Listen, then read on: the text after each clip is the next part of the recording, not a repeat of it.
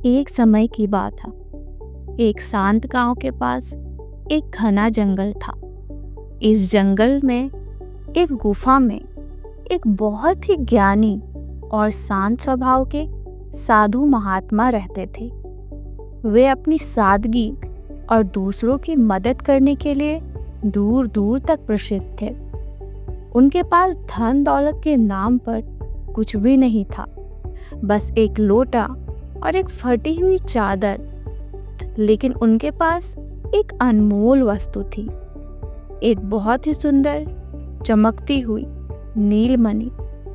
यह मणि इतनी दिव्य थी कि अंधियारे में भी रोशनी कर देती थी। साधु इसे केवल ध्यान करते समय इस्तेमाल करते थे, क्योंकि उनका मानना था कि यह मन को शांत करने में मदद करती है। एक दिन 3 चोर उस जंगल से गुजर रहे थे। उन्होंने साधु की मणि के बारे में सुना था। वे लालची थे और किसी भी कीमत पर उस मणि को हथियाना चाहते थे। रात के अंधेरे में वे साधु की गुफा के पास पहुंचे। चोरों ने साधु को ध्यान में लीन देखा। उनमें से एक चोर ने धीरे से आगे बढ़कर मणि उठा ली। साधु ने अपनी आंखें खोली और चोरों को देखा। उन्होंने कुछ नहीं कहा, बस मुस्कुरा दिए। चोर हैरान रह गए। उन्हें उम्मीद थी कि साधु चिल्लाएंगे या उन्हें रोकने की कोशिश करेंगे, लेकिन साधु ने ऐसा कुछ नहीं किया। चोर मणि लेकर भाग गए। वे जंगल में दूर चले गए और एक सुरक्षित जगह पर रुक गए।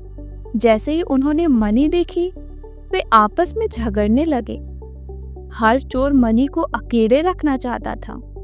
उनकी दोस्ती, जो सिर्फ चोरी के लिए बनी थी, अब टूटने लगी थी। वे एक दूसरे पर चिल्ला रहे थे और लड़ने को तैयार थे। अचानक उसमें से एक चोर को साधु की मुस्कान याद आ गई।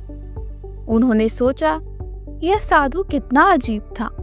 उसने अपनी सबसे कीमती चीज खो दी और फिर भी मुस्कुरा रहा था।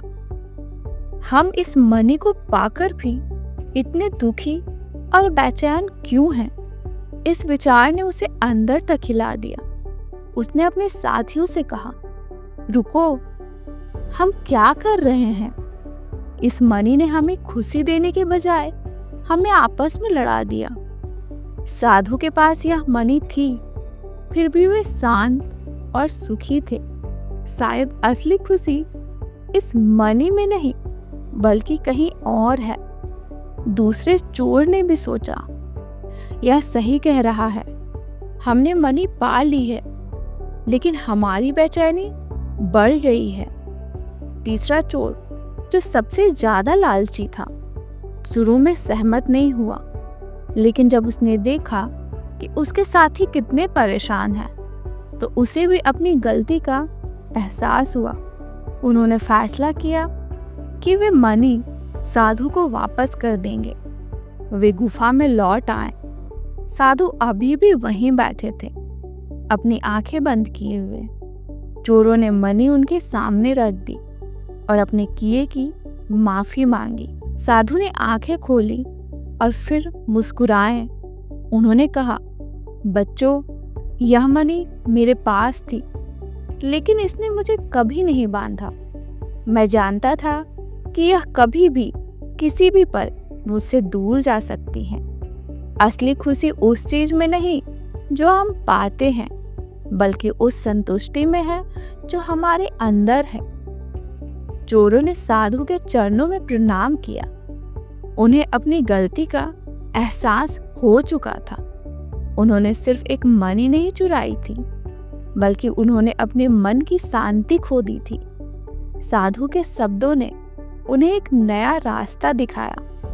उन्होंने तय किया कि अब वे ईमानदारी का जीवन जिएंगे। तो दोस्तों, इस कहानी से हमें यह सीख मिलती है कि असली खुशी धन, दौलत या भौतिक चीजों से नहीं होती, बल्कि मन की शांति और संतोष में होती है। लालच इंसान को अंदर से खोखला कर देता है। क्षमा और पश्चाताप इंसान को बेहतर बनने का मौका देता है। तो दोस्तों, ये थी हमारी आज की मज़ेदार कहानी।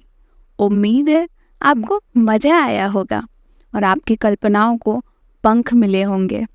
अगर आपको यह कहानी पसंद आई हो तो इस वीडियो को लाइक करना ना भूलें और हाँ, अपने दोस्तों के साथ शेयर करें ताकि वो भी इस रोमांच का हिस्सा बन सके। चैनल को सब्सक्राइब कर लें और बेल आइकन को दबा दें ताकि अगली बार की कहानी आप मिस ना कर सकें। तब तक के लिए सुनते रहिए और सोचते रहिए। मिलते हैं अगली कहानी में। धन्यवाद।